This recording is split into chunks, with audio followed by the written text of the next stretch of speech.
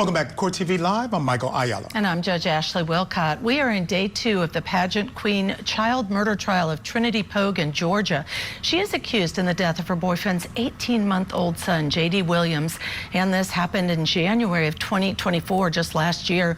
Pogue faces life in prison if she's convicted of malice and felony murder. An autopsy revealed the child suffered brain and liver injuries, which led to his death. Today, the treating physician described performing CPR on J.D. and about the skull fracture in the back of the victim's head. Now we want to head back to court, where one of the doctors who treated the victim is now on cross-examination by the defense.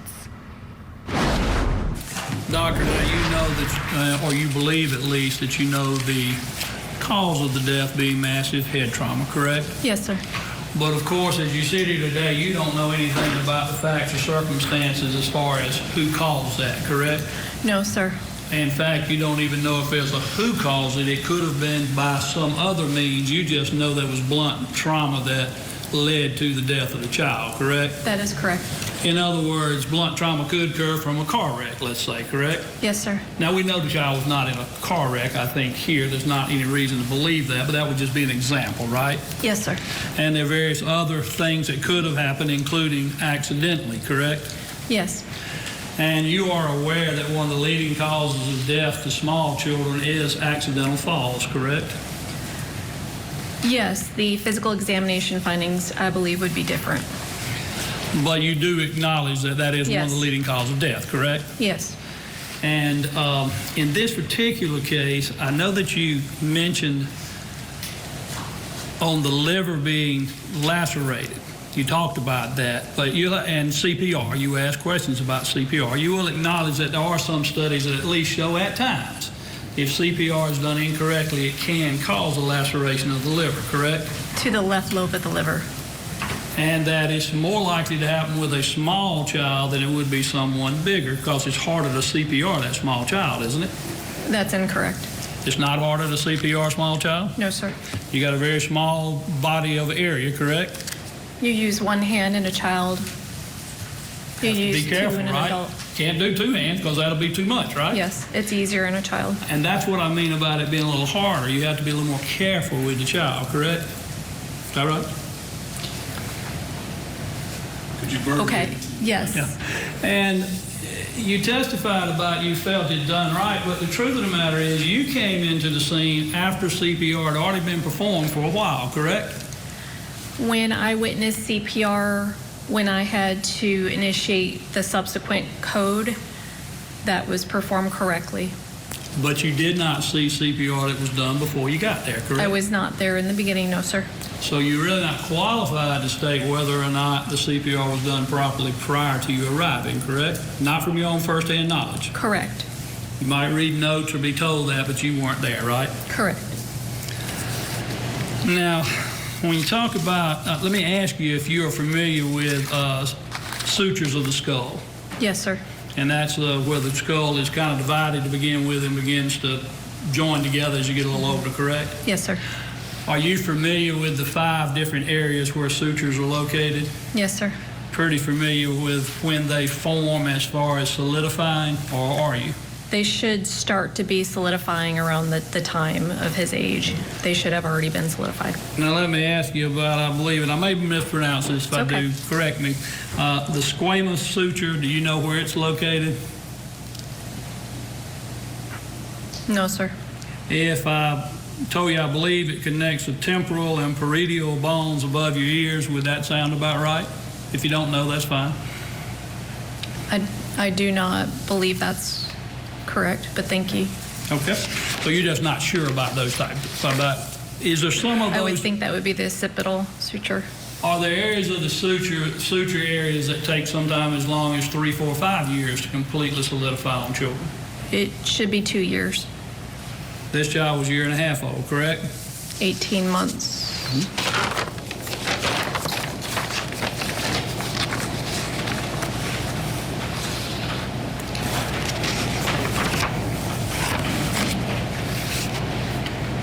Now, if this child, I know you've testified that the child, you do not believe that the injury of the back of the head and the front of the head could have come from the same incident, correct? The only circumstance I can see would be in the case of a motor vehicle accident. Which we know is not the case. Correct. Well, let's say the child fell from a fairly high level. Boom, fell straight down. Let's say landed in a way that hit right toward the back of the head. Could have caused skull fracture, correct? Your Honor, I'm going to object based on his objection that this witness shouldn't testify as to whether this fall or that fall from this height or that height or whatever might or could cause these injuries. I mean, if we... That was the nature of your caveat to her qualifications. Initially, and then she was allowed out of my objection to go into No, something. the test, that was a different, it could not have, it could have been, it had to be more than one point of impact. Yes. I'm not going to let, as I said, either of you go into all of the hypotheticals that were done with the previous witness, so I sustain that objection.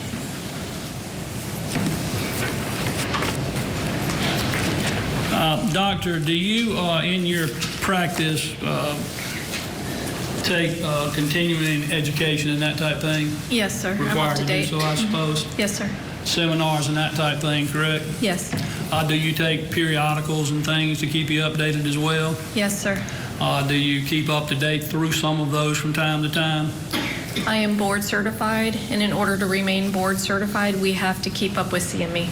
And I apologize, I asked that and didn't really clarify. I realize that part, but and once you do that, though, I'm more concentrating on there's lots of literature that comes out that's scientifically important, I guess you could call it, that you could or could not read. Do you keep up with your medical profession through some of those type of literatures from time to time? Yes, sir.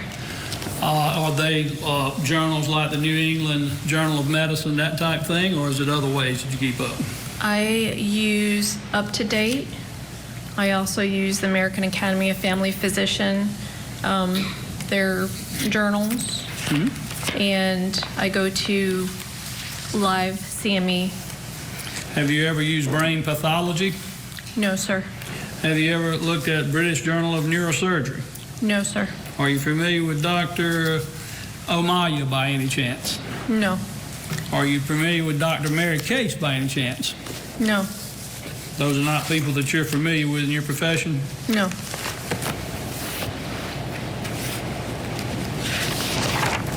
That's all the questions I have, Your Honor.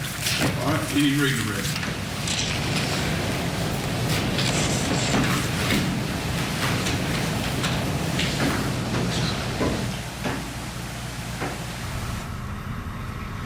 All right, Judge, so a couple of things from this witness. Number one, she answered on direct one of the questions we had regarding the injury, saying that it was a fresh injury within a few hours of him being brought in. So I think that's important. But also, I thought this cross went well. It was short, to the point. And I think that last little question did a lot to suggest maybe she's not as up to date as she needs to be. Yes, and also he used the form of the cross-examination questions where he put what he wanted the jury to hear in his question, which is textbook. Yeah, I would have to agree. All right, folks, we do have to take a break, but before we do, an update in Massachusetts on the disappearance of Anna Wall's trial. Now, the mother of three was last seen on January 1st of 2023, ringing in the new year with her husband and a friend at their home. But prosecutors say hours later, her husband, Brian Walsh, killed her, dismembered her body, and then disposed of the remains, which have never been found. Here is what a DNA analyst with the Massachusetts State Police Crime Lab said about detecting blood inside of the defendant's Volvo. What areas of the Volvo tested positive? Of all the areas I examined, there were 5 that tested positive for blood screening. One was the front driver's side seat controls for the front seat. There was an area on the second row passenger floor mat that tested positive. The third row passenger seat was folded down, and the back side of that screened positive for the presence of blood. And 2 additional areas on the mat that was in the trunk that was covering the trunk storage space. There was 2 mats, 1 area on each of them, test screened positive for the presence of blood. And these were areas that I did not observe any visible staining.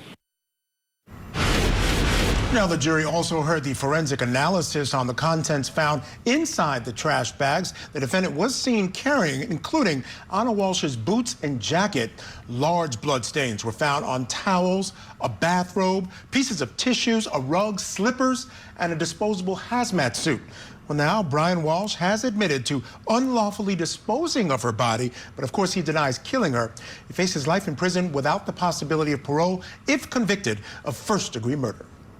We need to take that break now. Up next, we're going to head back to Georgia for more testimony in the pageant queen child murder trial.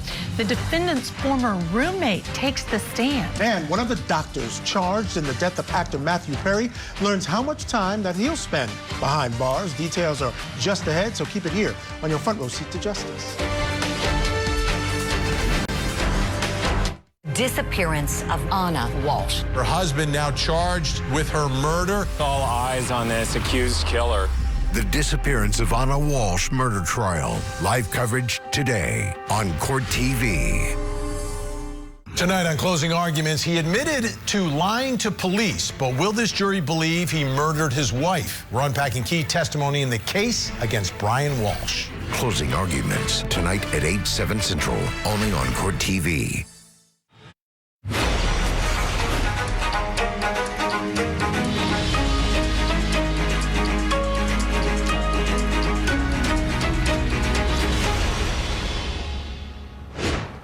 Before we get you back to court, here are a few other cases that Court TV is tracking. In Wisconsin, Morgan Geyser's attorney is asking a judge to release her from jail and return her to a mental health facility after she cut off her ankle monitor and escaped a group home. In 2014, when Geyser was 12 years old, she nearly stabbed her classmate to death to please the fictional character Slender Man. In California, a doctor who pleaded guilty to selling ketamine to Matthew Perry in the weeks before the star's overdose death was sentenced to 2.5 years in prison today. Dr. Salvador Placencia was the first of 5 people to be sentenced in the case. And in Florida, a man who was convicted on charges he murdered his girlfriend, buried her, and then dug up her remains to then dispose of them again, was sentenced to life in prison today. Daniel Howery, the ex-husband of victim Nancy Howery, delivered a moving victim impact statement on behalf of his 2 children with Nancy. What he has done to Nancy was demented and defective. A person doesn't do this to another person.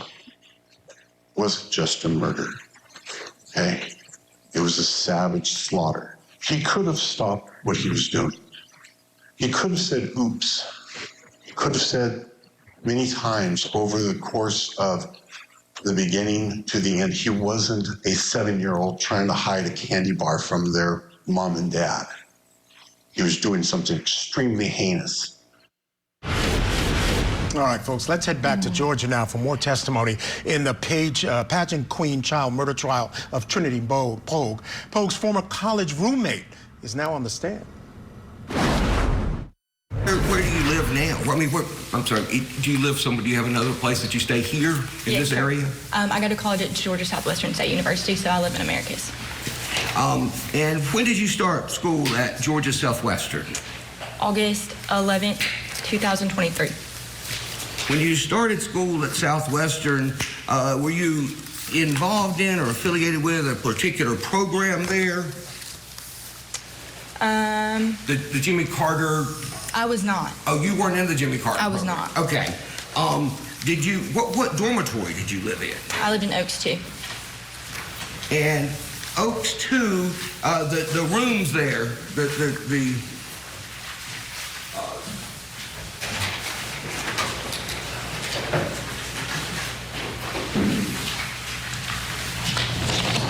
rooms there are basically like little suites, is that right? Yes, sir. Can you move a little closer to the mic? Or pull it over there to you.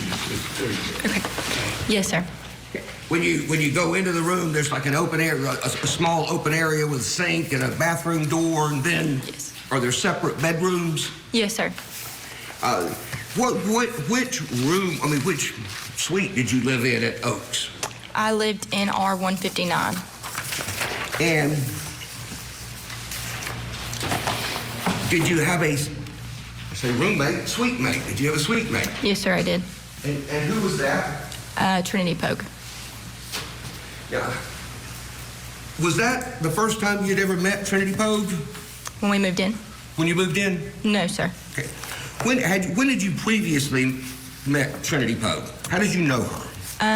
We met through a Facebook group for freshmen coming to Georgia Southwestern State University and decided to become roommates. And then she came and met me for the first time in May of 2023 when she came to my high school graduation. So she came to Griffin for your high school graduation in May? Yes, sir. And then did you see her at other times over the summer? I did. In summer, I believe it was June or July, we had a family vacation. She came on for a couple of days.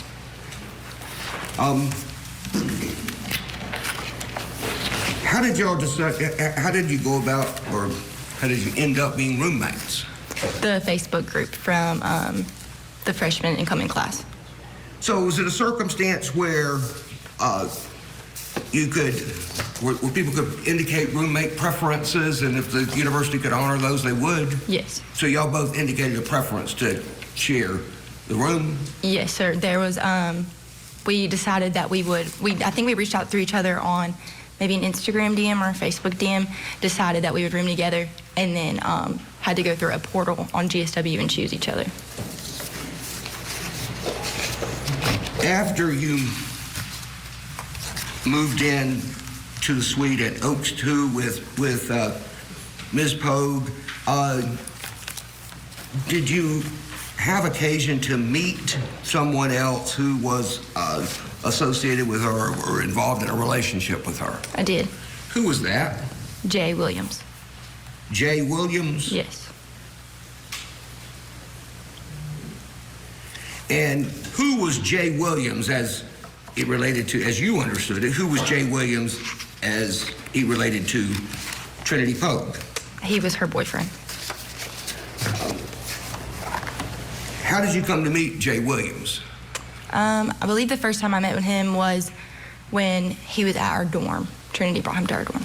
He was at your dorm? Yes, sir. Okay, and do you remember when that was? You don't have to give me the exact dates, but approximately? Approximately August 2023. August of 2023? Yes, sir.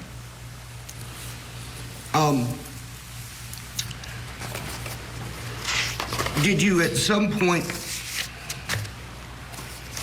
well, I could ask you a different question first. Through your friendship with Trinity Pogue, did you, were you made privy to information concerning her relationship with Mr. Williams? As if he had a child? As in that he had a child? No, as in, like, did she tell you about things involved in their relationship? Yes. Did she talk to you about her relationship with him? And if you were going to describe their relationship as it was portrayed to you by Ms. Pogue, yes, and as you may have observed over time, if you were going to describe their relationship and summarize it in, say, 4 or 5 words, 2 or 3 words, how would you summarize their relationship? Very rocky.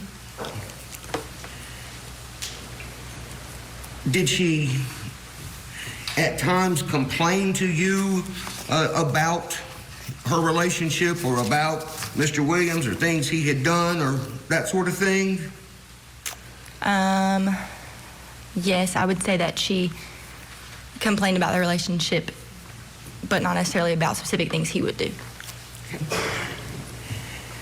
Was there a particular complicating factor in their relationship that you were aware of? That he had a child.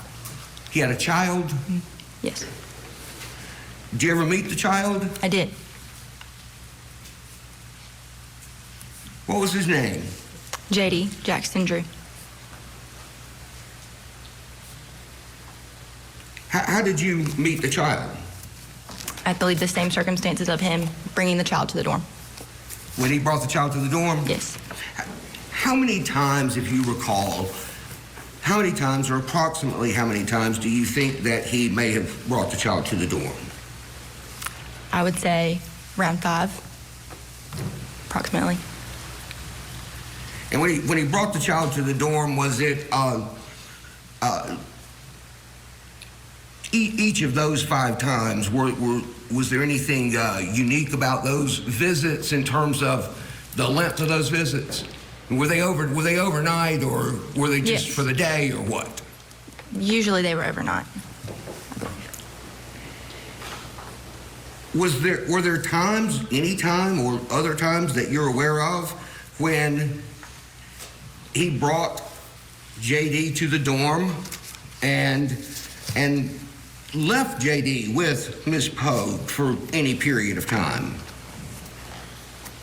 Not that I can recall right this second. Not that I can recall right this second.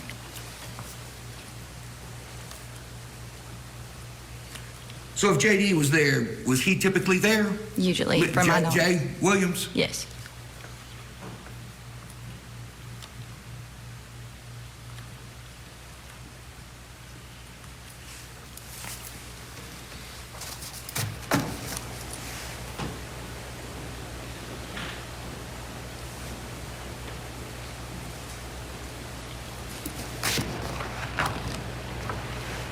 What did you think of JD?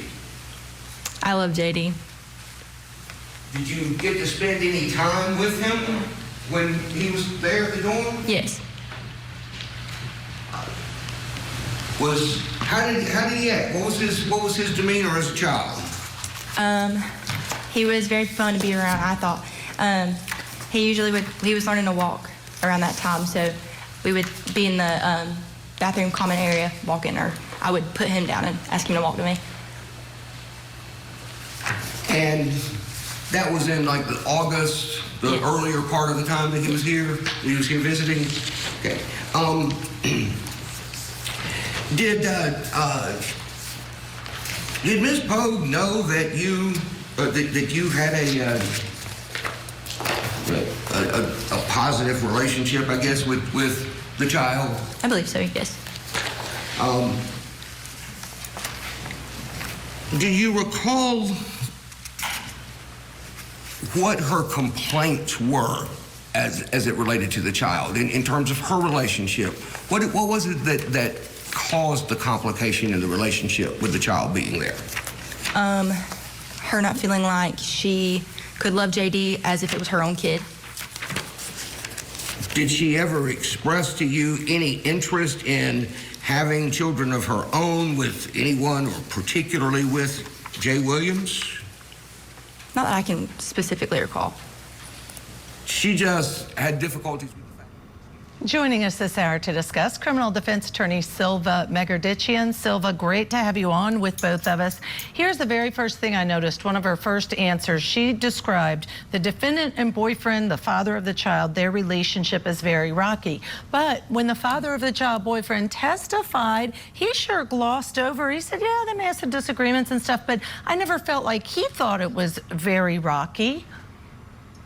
Yeah, it's interesting. First of all, my dream team, I adore you both, Judge Ashley and Michael. Yeah, I mean, you know, here's the thing. The fact of the matter is, obviously there was some kind of tension, right? And this roommate, she's incredibly believable. She doesn't have a dog in the fight. Her testimony is very clear, and the evidence that the prosecution put forward is very clear. A lot of the tension in the relationship was because of this 18-month-old baby, right? And that tension led Ms. Pogue to want mental breaks from the baby, which the roommate will attest to. The fact of the matter is she did not want to be a stepmother. She was almost jealous of this baby. And this roommate is put into a position where she's testifying to this and saying there was tension. And honestly, Judge Ashley, I think it's more accurate. This wasn't a perfect relationship, obviously, because Trinity Pogue kept on complaining about the baby's mere existence and the fact that, you know, for some reason, the baby and her didn't get along. So it's all incredibly relevant. And I think the roommate's testimony in regards to the relationship is far more believable and really corroborates what the DA's evidence putting forward is. Yeah, and Silva, at the end of the day, it's become more and more simple for me, this case. It's almost as if, you know, this old adage that if there's no snow on the ground when you go to sleep, you wake up, there's snow on the ground, then it snowed overnight. Well, here, the father leaves, he testifies there were no bruises on the child. When he comes back, there's all these bruises. We heard the testimony, various things along the face, the fractured skull, lacerated liver. I can only really just conclude it happened while he was away at the hands of the defendant. You know, Michael, it's true. These baby cases are incredibly difficult for defense attorneys. A lot of it is based on causation, right? Is there a direct link between the injuries and the defendant without any kind of intervening cause? In this case, you know, she had testified maybe fell off the bed or, you know, something that she wasn't paying attention to. The evidence here is quite clear that she was the only one home. There weren't injuries while they were both there. And miraculously, these injuries appeared. But there are evidentiary issues, Michael, that we saw that the cross-examination brought out with the defense attorney. The fact of the matter is certain evidence has been disposed of. For instance, a diaper that could have had some sort of intervening evidence. I think if the defense attorney is able to really focus on some of the evidentiary gaps, maybe there might be a shred of reasonable doubt, but right now, I mean, the prosecution has this. And I think, again, the worst and damning testimony is not only those injuries, Michael, but complaining about the baby incessantly, which is what she did with the roommate. Yeah, fair enough. All right. Yeah, there's the motive. Silva, stand by. We're going to take a break here, folks. When we return, the defendant's former roommate testifies about some incriminating text messages. There go those text messages again that Pogue sent her about wanting to punch her boyfriend's little boy. Keep it here on your front row seat to justice.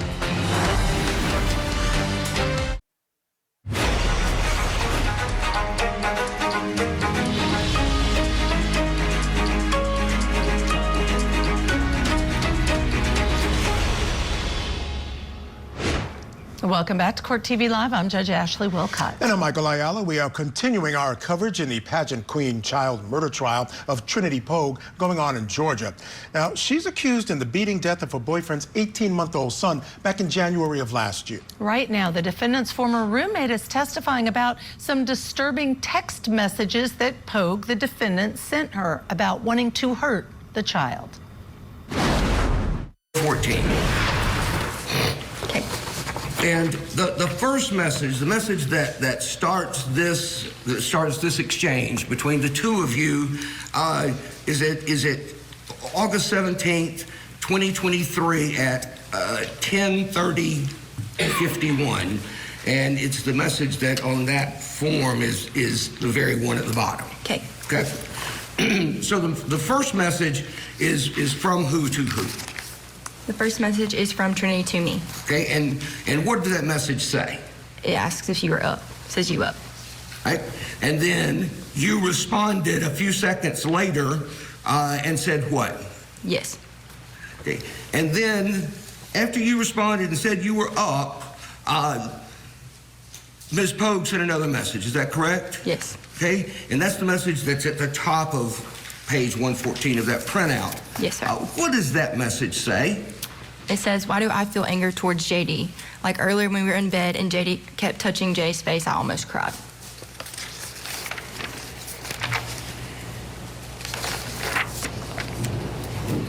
Your response to that, which came again just a few seconds later, and this is at the bottom of page 113. Okay.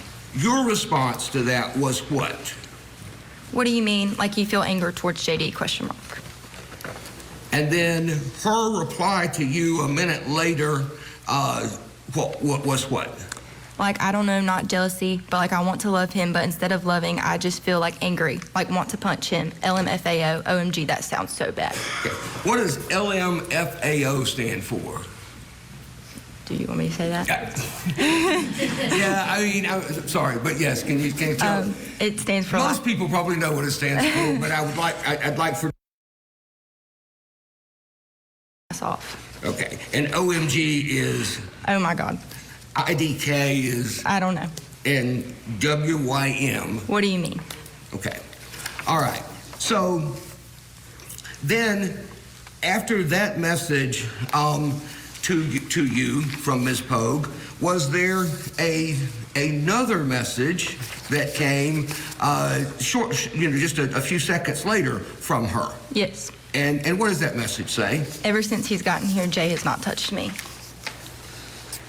And then at the bottom of page 112, the next message, which is at 10:34 and 48 seconds, again is from her to you. Is that right? It is.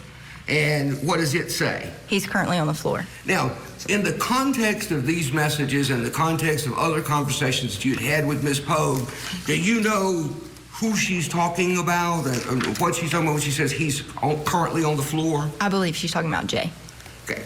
And would be on the floor where? Of the dorm room, I would assume. But it'd be like just on the floor or on something else? Was there an air mattress in there? I'm unsure about this time. Okay, you don't know if there was an air mattress at that time? I do not know. Gotcha. Okay. All right. In any event, you responded to her message at 10:35 that night on August 17th, and what did you say? I said, I think he's just trying to take care of JD and make sure he has space and everything he needs. I don't think he's trying to come off as not wanting to touch you or be with you. But that's his baby, you know.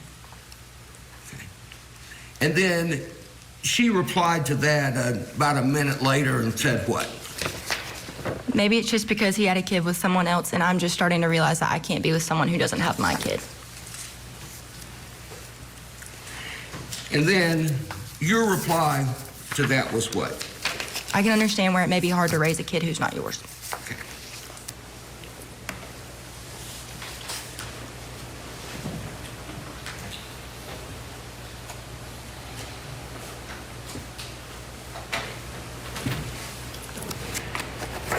Subsequent to that, a few days later, on August 22, was there another message from her to you that appeared to be a forwarded message that, like, she sent you a message that she had sent to someone else? Yes, sir. Okay. And to read read to yourself briefly the message that's there in the center of that page. The one that starts, "I've told you." Okay.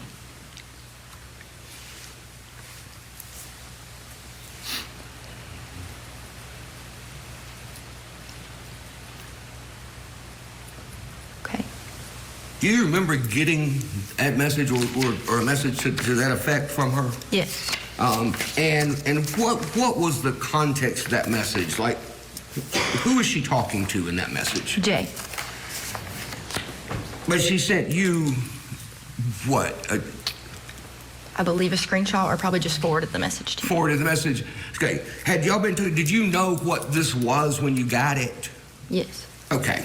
All right. So what was the message that she forwarded to you that she had sent to Jay earlier in that week or that day? Read it aloud. Please. I've told you from the beginning that I would always try to love JD is the same as mine, but since me and you have gotten serious, every time I see him, I just get angry at the world, and I just have a gut feeling of anger. I don't know what it is. Maybe because I'm so young, and I know if I am committed to you, then I am committed to him. You're 24 and I'm 18, and I know that the age difference isn't much, but you have a kid and you have more responsibilities than just spoiling me. I don't want to be your second baby mama. I wanted to be your first, but that won't ever happen, and I don't think that I can continue to be in a relationship with you and have that in the back of my mind.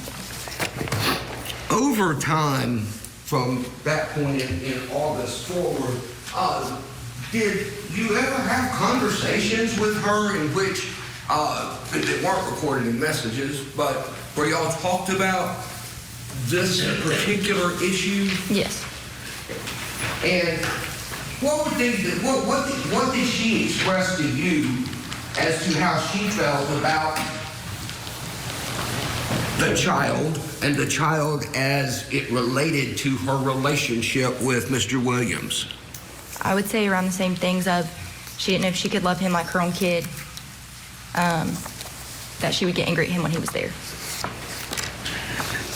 Did she ever express her anger to you? Did she ever express her anger in a way related to how she felt about the child?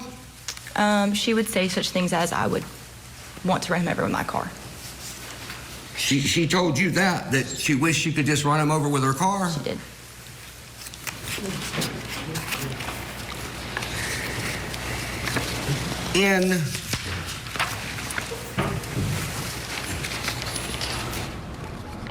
Oh, the damning testimony from the defendant's former roommate about incriminating statements she made on those texts. There are quite a few of them. It's devastating. Yeah, it's devastating. It's devastating. I mean, it really is. And the anger, and he hasn't touched me. The jealousy is crazy. All right. So we need to take a break here. We'll come back on the other side and bring you more of this trial. The disappearance of mother Anna Walsh. Her husband now charged with her murder. All eyes on this accused killer. Mr. Walsh was suspecting his wife of having an affair. The massive trail of evidence. This incredible timeline of Google searches. It shows everything that was in his mind. He searched how long before a body starts to smell. The disappearance of Anna Walsh murder trial. Live coverage today on Court TV.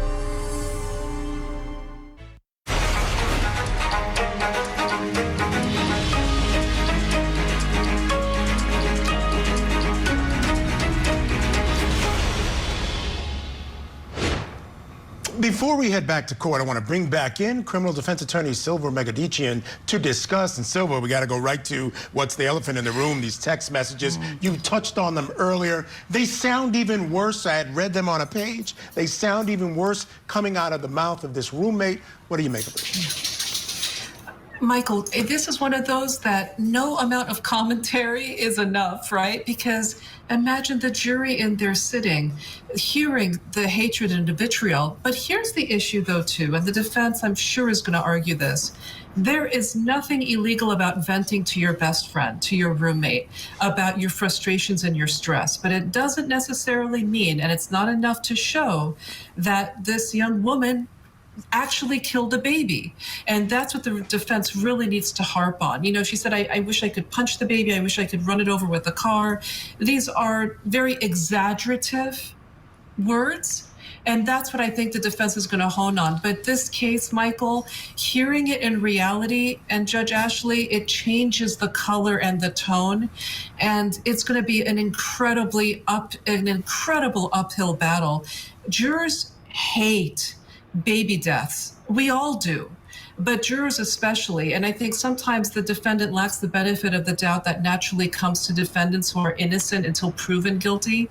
I think this is really just the death knell in the case, honestly. And in the context of this case, these text messages do not help her case. One quick thing, people hate babies that get hurt, but people hate babies who hate babies. Yes. You know yeah. what I mean? She's so that's what comes across, right?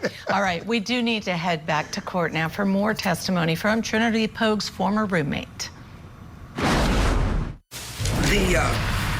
The first message in that series of messages, it's got a timestamp of November 9th, 2023, 10:33:58 p.m. And it is from Ms. Pogue to you. Do you see that on there? Yes, sir. Okay. Can you read that message to the jury, please? It's okay, LOL. I'm just going to sleep in your room. I can't do JD crying that much. Hopefully he's in a better mood in the morning. Okay. Do you know what she was referring to about wanting to sleep in your room and hoping that he'd be in a better mood tomorrow? As in what was happening then?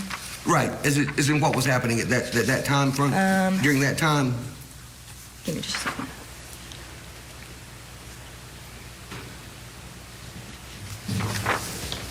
I don't recall exactly what this situation is. Was Mr. Williams and the child, were they in Americus at the dorm during that time? Yes. Okay. All right. And then after she sends that message, what's the next message that she sends to you? I promise not to touch anything, LOL. Okay, and then your reply to that was what? Yes, yes. What was that last thing you said? I promise to not touch anything, LOL. Okay, and then your reply to that message was what? You're fine. And then you sent another message just a few minutes, just a minute or two later, on that night at 10:34:36, and what did your message to her say? Is he still crying? Talking about who? JD. Was he Did he cry? I mean, a lot? I would say yes. When he was at the dorm, could other people hear him crying from time to time, or do you know? I have no idea. I was right next to her, so I could hear. You could hear him through your wall. Yeah. Okay. And you ever been around other kids, little kids that age? Yes, sir. And it just in comparison to whatever it is that you would consider to be sort of average, did he cry more or less than most children you knew? I would say about the same. I didn't really think any more or less. What made him cry, generally? I'm really unsure. I mean, hungry, sleepy, tired? Yeah, normal things like he wanted to eat or he was tired. Okay. Did you, at any time in there when you saw the child, did you have a sense from either his behavior or his appearance as to whether or not the child was possibly the victim of some kind of abuse? No. Did you ever notice anything that would appear to be an unusual amount of bruising or scratches, marks on his face, on his body, or anything like that? No. All right. So you asked, is he still crying? And then her response at 10:35 and 21 was what? No, not right now, but Jay is trying to tell me what to do, and it's pissing me off because it's like you don't even go to sleep with your own kid. If he's sitting up, he's not going to go to sleep. Okay. And who's she referring to as if he's sitting up, then he's not going to go to sleep? I'm unsure. I believe JD. I'm sorry? I believe JD. Okay. Okay. I'm talking about JD is the one that's not going to go to sleep. Yes. All right. And then she sends another message right after that. And what does that message say? And then I'm trying to take a shower, and I had to bathe him, and I just sat him down and let him cry because I'm not about to baby him. Not about to baby him. And who was she referring to then? JD. That she wasn't going to baby the baby? Yes. Your response that came just a moment later, about 3 minutes later, that's shown at the bottom of the page 58 there, in the ones you have in your hand. What was your response? Trinity, you just let him cry. Okay, and her reply to that was what? Yep. And then what did she say after that message that said yep? I was trying to bathe him, and he didn't like the water hitting his face. What was your question, your response to that? Did you ask a question, essentially? I asked after that, I said, did you sit him right in the line of the shower head? Okay. And she said what? No, I was turned to my back to the water, and he was sitting in front of your stuff. The water wasn't even getting in him that much. The water wasn't even getting in him that much? Yes. Okay.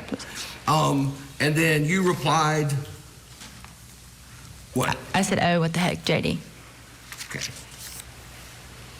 And then she sends another message at 10:42.